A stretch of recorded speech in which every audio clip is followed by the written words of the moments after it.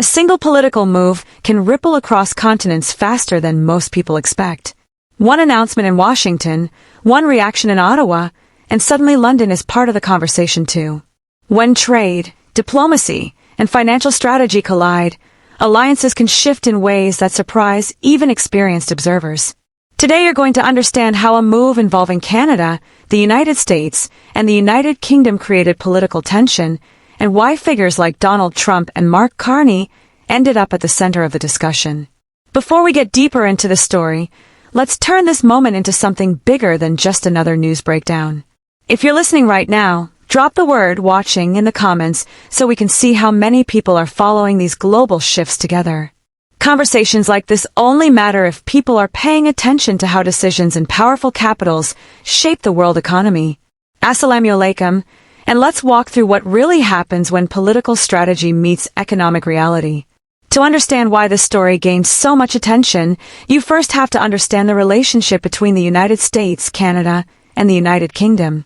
These three countries have long been connected through history, trade, military alliances, and financial cooperation. They share intelligence partnerships, participate in NATO, and maintain strong economic ties. But despite these close relationships, economic interests sometimes pull countries in different directions. During Donald Trump's presidency, trade policy became a central part of the American political agenda. The administration argued that previous trade agreements placed the United States at a disadvantage, particularly in manufacturing. As a result, Washington pursued renegotiations, tariffs, and tougher bargaining positions with several trading partners. One of the most visible examples was the renegotiation of the North American Free Trade Agreement. The agreement, originally signed in 1994, linked the economies of the United States, Canada, and Mexico. In 2020, it was replaced with the United States, Mexico, Canada Agreement, often called USMCA. The updated deal introduced new rules for automobile manufacturing, labor standards, and digital trade. For instance, the agreement increased the percentage of a car that must be produced in North America for it to qualify for tariff-free trade. That change aimed to encourage more manufacturing jobs to remain within the region. At first glance, the renegotiation looked like a standard diplomatic process. Governments often revise trade agreements to reflect new economic realities, but the negotiations were intense, and tensions appeared at several points along the way. Canada faced pressure to protect its agricultural supply management system, especially in the dairy sector. American negotiators wanted greater access to Canadian dairy markets. Eventually, Canada agreed to open a small percentage of its dairy market to American farmers, but the issue remained politically sensitive. Now here's where the story becomes more interesting. While these negotiations were unfolding, global financial leadership was also shifting. One figure who attracted attention was Mark Carney. Carney had already served as governor of the Bank of Canada and later became the governor of the Bank of England, making him one of the few individuals to lead the central bank of two major economies. Central banks play a critical role in shaping economic stability. They set interest rates, manage inflation targets, and respond to financial crises. Carney became known internationally for his communication style and his emphasis on financial stability, climate risk, and long-term economic resilience. During his tenure at the Bank of England, Carney oversaw monetary policy through a particularly complicated period that included the Brexit referendum and the economic uncertainty surrounding the United Kingdom's exit from the European Union. Brexit alone reshaped the global economic conversation. In 2016, British voters chose to leave the European Union, triggering years of negotiations about trade rules, financial services access, and regulatory standards. Businesses across Europe and North America watched closely because the outcome could influence investment decisions for decades. Now imagine this complicated landscape.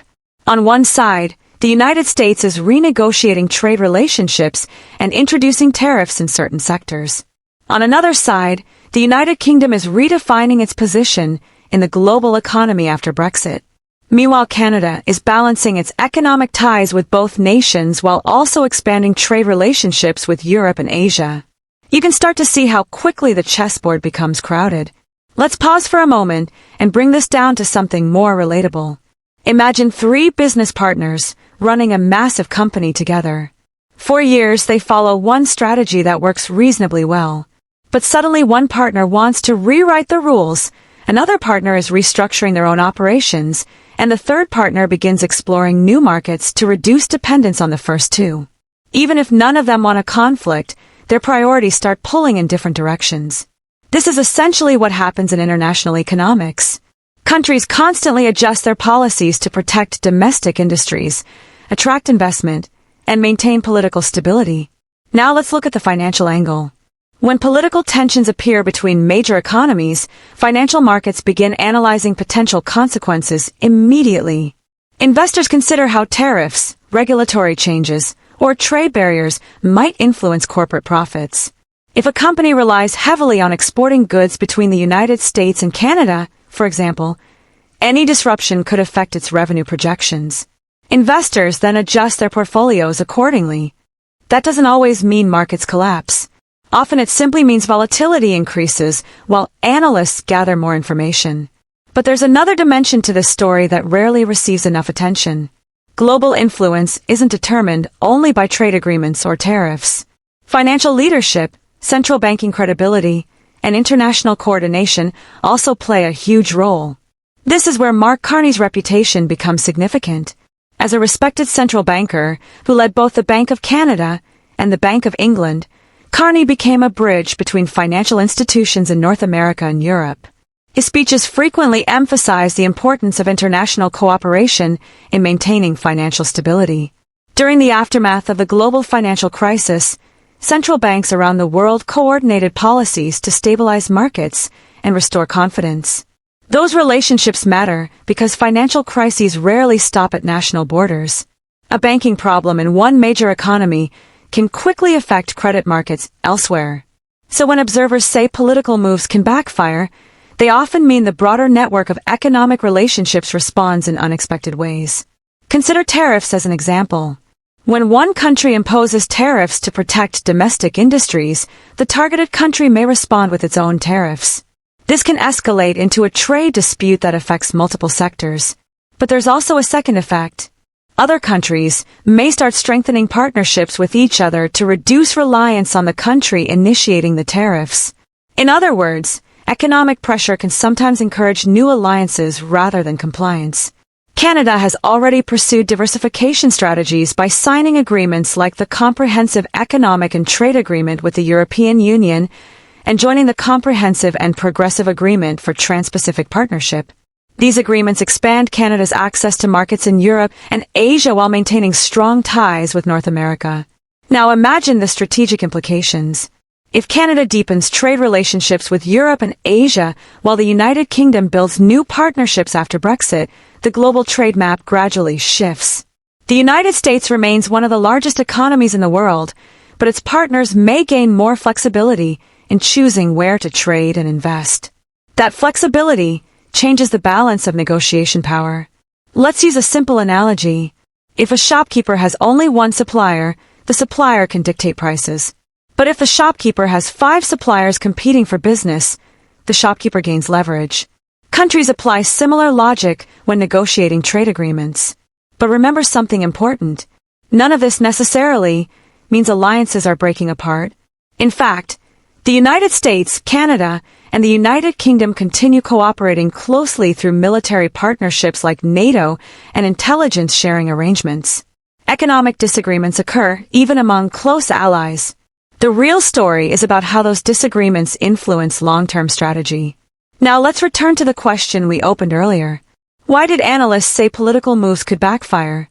Because international economics operates like a system of interconnected gears.